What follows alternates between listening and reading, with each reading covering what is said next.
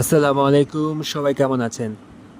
আজ দুপুরে আমাদের খাবারের আইটেম ছিল মাগুর মাছ ভুনা আর দেশি মোরগ। এমনিতেই ব্যাপক ক্ষুধা নিয়ে খেতে বসেছিলাম, তার উপরে মাগুর মাছের কালার দেখে খিদেটা আরও বেড়ে গেল। মাছটা অত্যন্ত সফট ছিল এবং খেতে দুর্দান্ত ছিল। তবে এই ধরনের রান্নার ক্ষেত্রে আমার সবচেয়ে বেশি যে জিনিসটা ভালো লাগে সেটা হচ্ছে ঝোল। এভাবে রান্না করা মাছের ঝোল দিয়ে আমি অনায়াসেই ২-৩ প্লেট খাবার সাবার করে দিতে পারবো।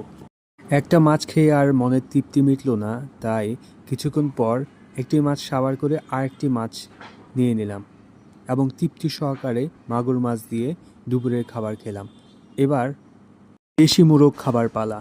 আমরা এই যুগের মানুষরা এত বেশি মুরগি খাই, সেটা যে ধরনের মুরগি হোক না কেন, ফার্মের মুরগি, সোনালী মুরগি বা কক মুরগি হোক না কেন, আমরা খেতে খেতে বিরক্ত। তবে এর মধ্যে হঠাৎ করে এই ধরনের দেশি মুরগি যদি পাওয়া যায় তাহলে বেশ ভালোই লাগে। আর এই দেশি মুরগির রান্নাটা খুবই চমৎকার ছিল।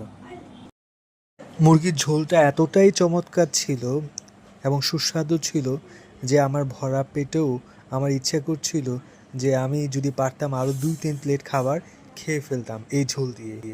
আসলে ঘরোয়া খাবারের স্বাদটাই আলাদা। বাইরের খাবারে নানা রকম মশলা, নানা রকম ইনগ্রেডিয়েন্ট যোগ করার কারণে অনেক বেশি তৃপ্তি দেয়, কিন্তু তার সাথে আমাদের এটাও মাথায় থাকে আদৌ খাবারটি স্বাস্থ্যকর কিনা। কিন্তু ঘরোয়া খাবার সম্পূর্ণ স্বাস্থ্যকর এবং নিরাপদ। আপনি চাইলেই আপনার মতামত আমাদের জানাতে পারেন। ধন্যবাদ।